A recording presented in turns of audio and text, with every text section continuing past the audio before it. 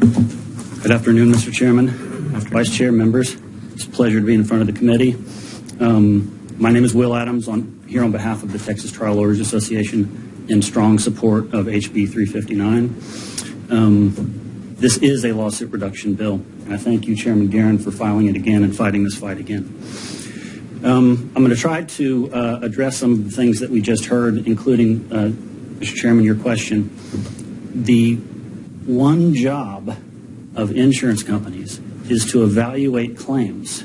This is what they do. But according to what they're saying now is in the UM-UIM context, this is not something that they're able to do.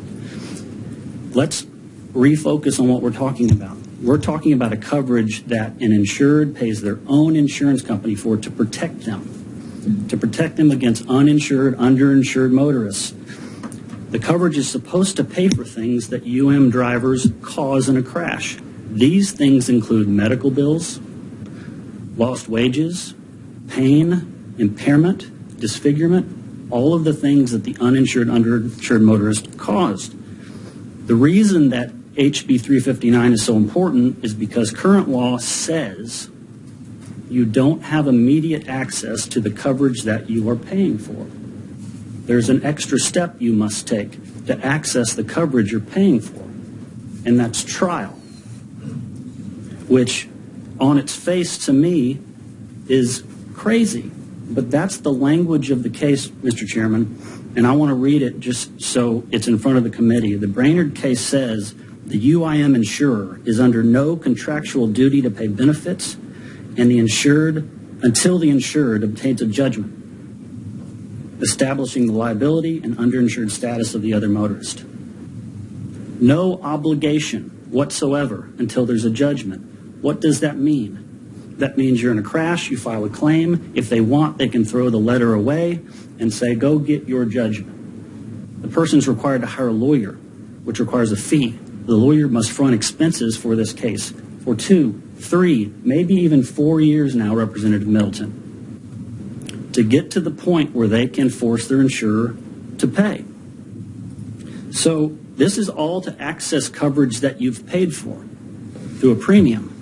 But then you're being asked to pay again to access that coverage because lawsuits aren't free. And in the end, when you get your judgment, those are taken off of the policy. It's a disappearing policy situation where you will never have access to the coverage that you need. So this notion of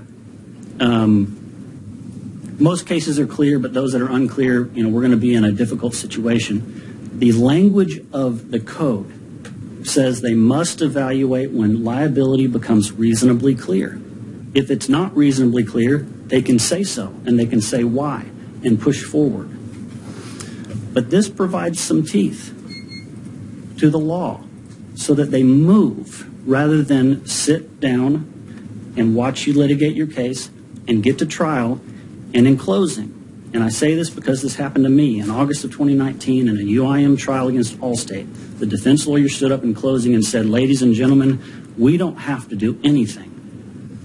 We're here for you to tell us what we owe. They're using jurors as adjusters, and that's not what the system is for. And this is why we support the bill. Okay, so Will, I know there's going to be other questions for you too, so I want to try to give you some time to make sure we fully discuss this this issue. So previous testimony we heard this happens rarely in the canon of uninsured, underinsured claims. So your perspective on that, and then secondly, on other issues, we often talk about the importance of the court system in difficult circumstances where it may be difficult to establish who is at fault. So I guess second question to you would be, why would it not be an appropriate use of the courts in these situations where it may be unclear to get a neutral third party vis-a-vis, our justice system to weigh in and say, here's where we think the fault lies? No, I think that's fair, and I'll start there and then go backwards. I think that's fair. We're not here saying there should not be trials on these cases, that there aren't disputed claims, that there aren't going to be legitimate disputed claims, and that's what the jury is for. But it's not an automatic, you must go get a judgment so that we know what to pay. They've known what to pay for years and years until this case came out. And then all of a sudden they forgot. In the third-party context, they know how to adjust and evaluate claims, and they do it because there's a bad faith scenario in third-party claims. They do it in 48 other states, so they know how to do it. There's always going to be legitimate disputes, though. Those should end up in court, for sure. And they have that under the language of when liability becomes reasonably clear. If it's a legitimate dispute over who caused the crash, where the percentages lie, what the actual injuries are, that should end up at trial. But the easy ones need to be addressed even before a lawsuit is filed. The hope with this bill is that nobody comes to me. They're able to get a fair offer from the insurance company and no one picks up the phone and calls a lawyer. Or with the first letter or call from a lawyer, they get reasonable and pay it.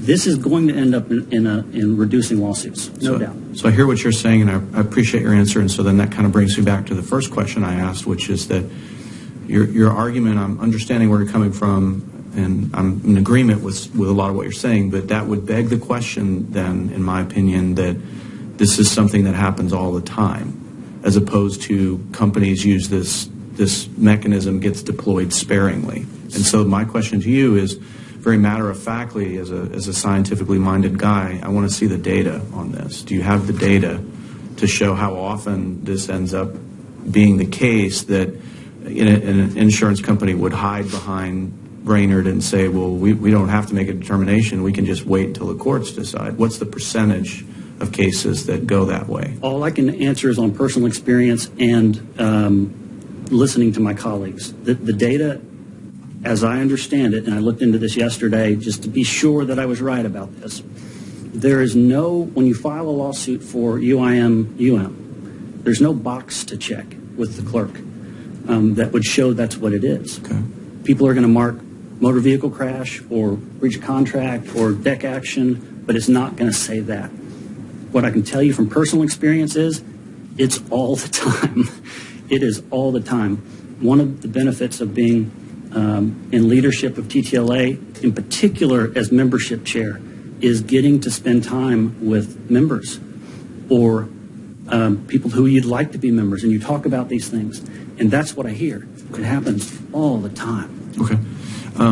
If you guys at TTLA, if you have data on that, I think it would be helpful to provide that to the committee members so that we could get some hard facts around how often is this a problem. Members, any questions for Mr. Adams? Representative Romero? So I don't know if I'm getting some of the similar questions, but Representative Middleton asked, regarding the small number of cases, and the previous gentleman said 5%. Is there anything that these 5%, whether it's 5 or 7 or 12, is there anything that those cases have in common? Is there some factor that says, you look at this and they all have the same thing in common? It is this happened, that happened. So I don't know where the 5% comes from. I have seen that number before globally. We always hear and tell our clients who ask, the chances of going to trial is, hey, the statistics are 5 to 10% of cases out of all of them go to trial.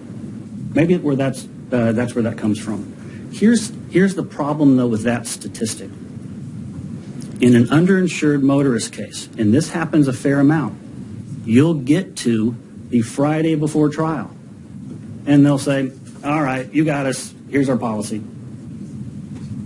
After 2 years of spending and working,